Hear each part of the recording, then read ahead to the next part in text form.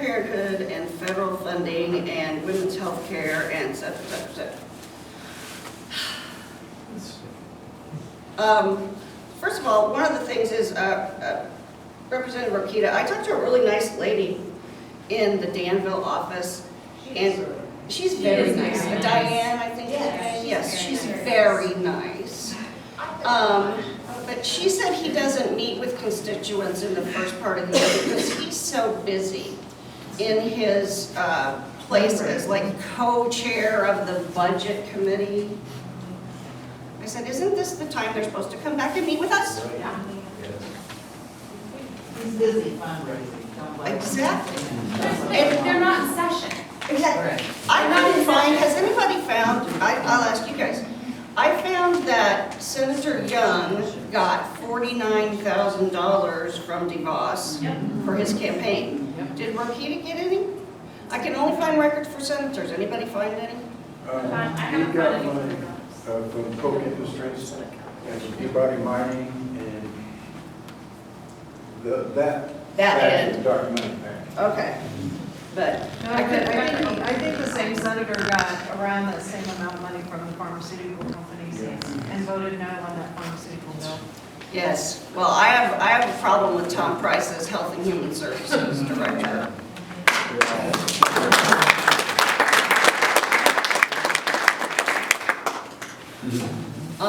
I mean, I think that doctors should be held to a higher ethical standard than a lot of folks.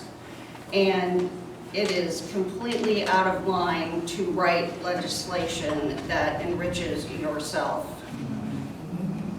So, but he had, on that left side where it talks about what he's been doing, Representative Rokita had a little paragraph about how wonderful Betsy DeVos was and how wonderful Tom Price is, whatever. Okay. And I have a really huge problem with a bunch of, sorry guys, a bunch of old white men making policy that affects women.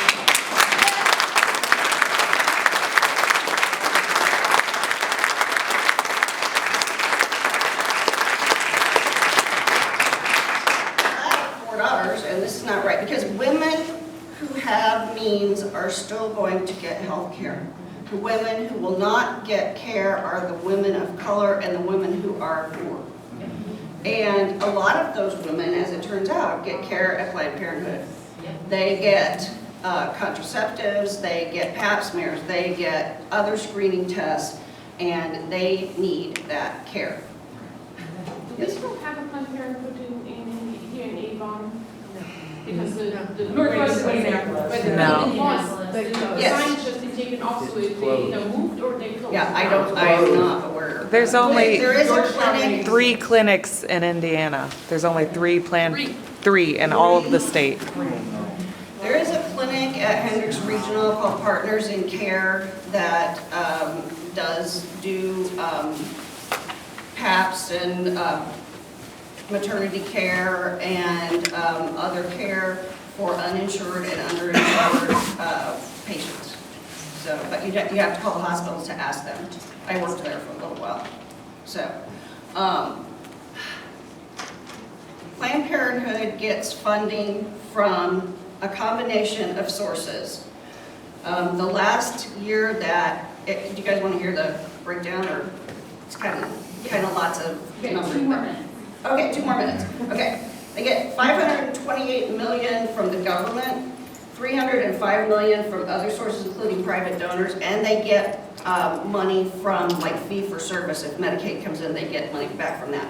Only 3% of what they do is abortion-related, and ever since 1976, it's been illegal to get to use federal funds for abortion.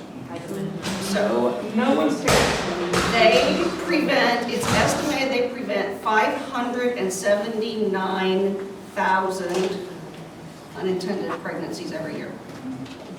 So it doesn't make sense to try to close down the provider that's preventing that many unintended pregnancies. So, Okay, I'm going to interrupt because I can tell that the natives are getting restless. I know, well, that's what I asked them. And our press is leaving. Okay, so anyway, want is I want for you all to have the opportunity, we have a little gestalt therapy. We have our empty chair. Our missing congressman. If you have something you would like to say to Mr. Rokita, now is the time to do it. Good. So if you have a story that you would like to share, you just come right on up. Okay, I wasn't gonna be, I don't have a lot to share. That's all right. It's just a small bit that I feel has been overlooked